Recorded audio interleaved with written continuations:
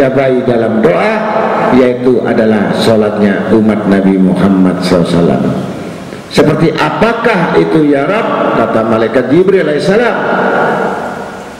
adalah seorang hambaku yang tengah malam mau bangun untuk sholat tahajud 2 rakaat, itu lebih utama dari sembahyangnya malaikat Jibril 200 tahun. Makanya sholat tahajud itu berat, karena tandingannya pahalanya lebih besar dari sembahyang malaikat Jibril yang 200 tahun lamanya. Maka dengan demikian 2 rakaat, walaupun umat Nabi Muhammad SAW dengan 2 rakaat itu pikirannya kacau balau, mikir anak, mikir utang, mikir usaha, mikir ini, angop, ngantuk, lupa, semuanya masih utama dari sholat engkau Jibril. Apa alasannya ya Rabb sehingga umat Nabi Muhammad SAW itu lebih utama? Pertanyaan yang bagus dari malaikat Jibril. Kenapa lebih utama? Karena engkau menjalankan satu perintah sholat 200 tahun lamanya ini aku tidak perintahkan. Jadi Allah tidak perintahkan kepada malaikat Jibril itu sembahyang 200 tahun. Hanya tanda syukur dan pengabdian yang tidak butuh harta, yang tidak butuh pangkat, yang tidak butuh rezeki, yang tidak butuh apa-apa, hanya mentaati Allah, sudah bersyukur seperti itu. Bukankah umat Nabi Muhammad SAW kalau sembahyang tahajud maunya banyak?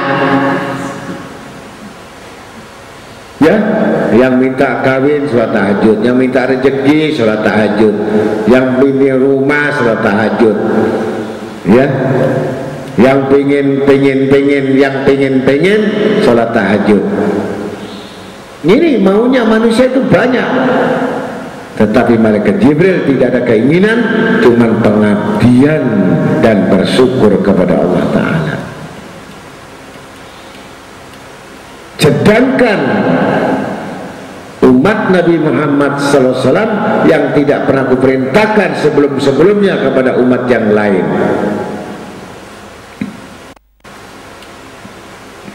wa minal lail fatahajjab, kalau sudah masuk malam hari jangan lupa kamu bertahajud. Ini perintah Allah. Bahkan ayat-ayat yang merintahkan untuk sembahyang malam, untuk sembahyang tahajud diulang-ulang oleh Allah Ta'ala.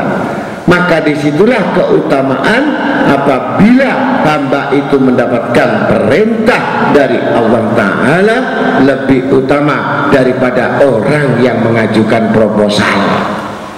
Ibarat 10.000 proposal diajukan sama pimpinan, tapi pimpinan tidak melihat itu proposal, tidak pernah perhatikan proposal. Beda dengan penunjukan. Tolong usaha kamu kerjakan ini, tolong kerjakan ini.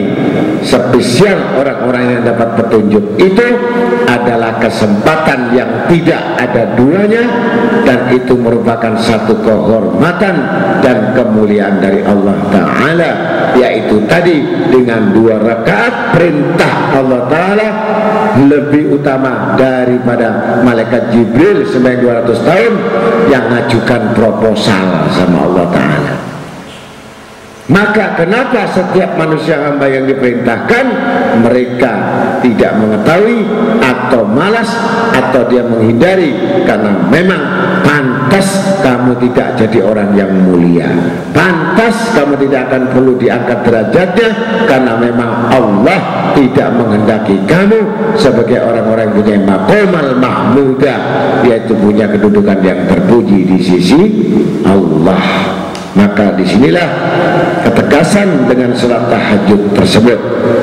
Wa qul rabbi adkhilni mudkhala sidqi wa akhrijni mukhraja sidqi waj'al li min ladunka sultanan nasira. Nah, ini bisa terjadi doa tapi gak pakai wakul, langsung saja Rabbi adkhilni. Jadi wakulnya nggak usah dibaca, dibuat doa. Dan katakanlah Muhammad, ya Tuhanku, masukkan aku ke tempat masuk yang benar, dan keluarkanlah pula aku ke tempat keluar yang benar, dan berikanlah kepadaku dari sisimu kekuasaan yang dapat menolongku. Nah, jadi disinilah letak daripada bisa dipakai doa habis sholat tahajud. Bisa dipakai doa ini untuk urusan pekerjaan yang sulit. Bisa dipakai doa ini untuk anak yang sekolah, untuk orang yang belajar. Bisa dipakai untuk mukodimah setiap pelajar mau belajar.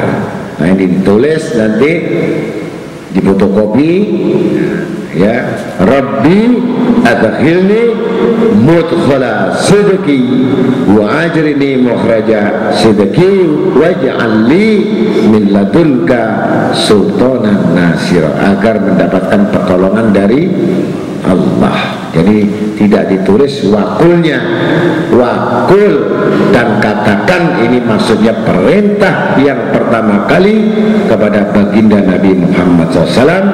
Kemudian Nabi memerintahkan kepada kita untuk mengamalkannya agar dikeluarkan dari tempat-tempat yang sempit, dada sempit, rezeki sempit, pengetahuan sempit, ibadah sempit, rumah sempit, ya, supaya longgar.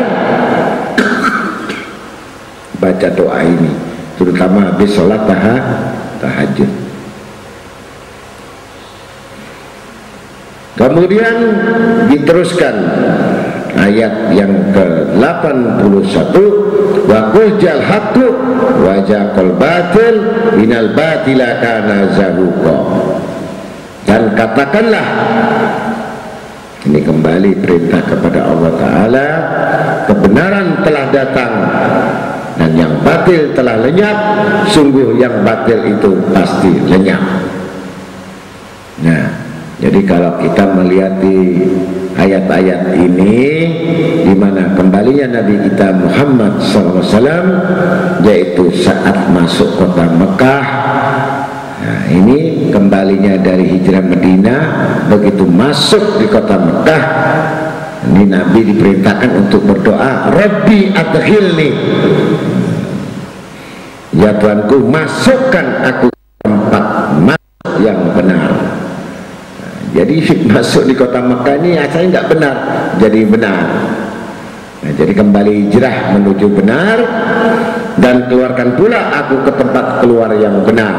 Jadi artinya kembali hijrah ke Madinah tetap benar. Mekah dikuasai, Madinah dikuasai, tetap keadaan benar. Dan berikanlah kepadaku dari sisi muka kekuasaan yang dapat menolongku, sehingga menjadi khalifah yang memiliki segala bentuk sahabat-sahabat yang banyak, yaitu 124.000 sahabat, kaum muhajirin, kaum ansar, kaum mujahidin, semua itu membela Nabi Muhammad SAW. Maka kemudian katakan lagi, ya Muhammad, baqul jal haqqu wa jaqal batil inal batila kana zahuqa. Nah, jadi kalau menghadapi orang-orang yang batil, nah itu kalau sudah dibacakan itu, dipisahkan kamu, teman, istri, anak, saudara, famili, tidak benar, disikat habis sama Allah. Makanya kalau itu diamalkan, saya tidak kasih ijazah seperti itu, karena pernah kejadian waktu di mana saya mendapatkan lukisan itu, ya, saya ngambil dari seorang ulama di kota mana, di Surabaya, kemudian dibawa itu ukiran masuk di bemo Daihatsu, langsung nubruk, hancur yang namanya mobil itu, lafal utuh. Nah itu sampai sekarang saya simpan di kamar sana di Batam. Dan saya dapat ijazah itu setelah saya baca itu, murid yang gak benar-benar habis, bahkan matinya sesat. Nah sejak itu sampai sekarang, bukan saya tidak mengamalkan, saya takut seperti kejadian peristiwa yang lalu, yaitu di mana bahkan dia punya usaha habis terbakar, bahkan meninggalnya aja meletus dia punya mata. Bahkan banyak kejadian-kejadiannya yang bohong sekali saja sudah ditimpa bala dari Allah Ta'ala. Ini ayat untuk baiat, itu sumpah. Jadi kalau kamu saya sumpah jadi murid saya, dengan saya bacakan seperti ini, tidak bisa buat main-main. Bahkan orang menonton televisi saja, menonton TV dengan maksiat, itu sudah dibuat hancur dia punya lidah dan bibir dan matanya. Maka ini ayat benar-benar ayat daripada Allah, khusus diberikan Rasulullah SAW untuk menghancurkan orang-orang yang munafik, menghancurkan orang-orang kafir, menghancurkan orang-orang yang cinta dunia, menghancurkan orang-orang yang tidak sungguh-sungguh di jalan Allah. Maka di situ dipisahkan antara minyak dan air. Ini ayat itu kalau dipasang di rumah, niscaya semua barang-barang yang haram pasti akan hancur semuanya. Apabila rumah tangga, akan hancur juga suami atau istrinya. Silahkan mau coba, mau diijazahkan boleh, besok saya ijazahkan, atau malam ini dibaca cuma 7 kali maghrib dan subuh, tapi saya tidak tanggung risikonya. Ya mudah-mudahan cuma dibuat bacaan, tapi jangan diamalkan. Padahal Nabi diperintahkan oleh Allah untuk mengamalkan. Nah, ini kata-kata keras untuk mengamalkan. Tapi kalau sudah ada yang barang batil, barang yang tidak benar, di situ. Ya, ini ayat yang sangat dasar.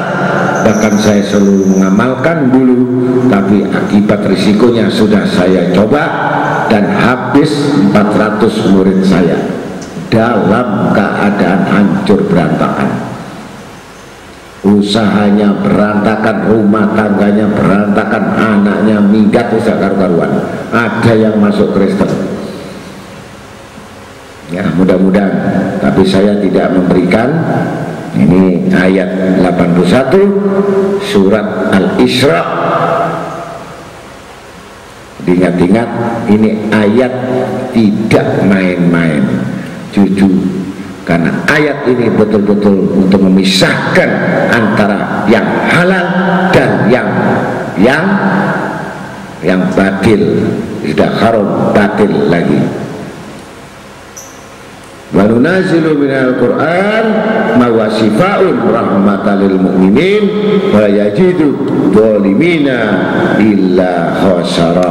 Sadaqallahul azim. Dan kami turunkan dari Al-Quran sesuatu yang menjadi penawar dan rahmat bagi orang yang beriman. Sedangkan bagi orang-orang zalim, Al-Quran itu hanya akan menambah kerugian. Nah, ini.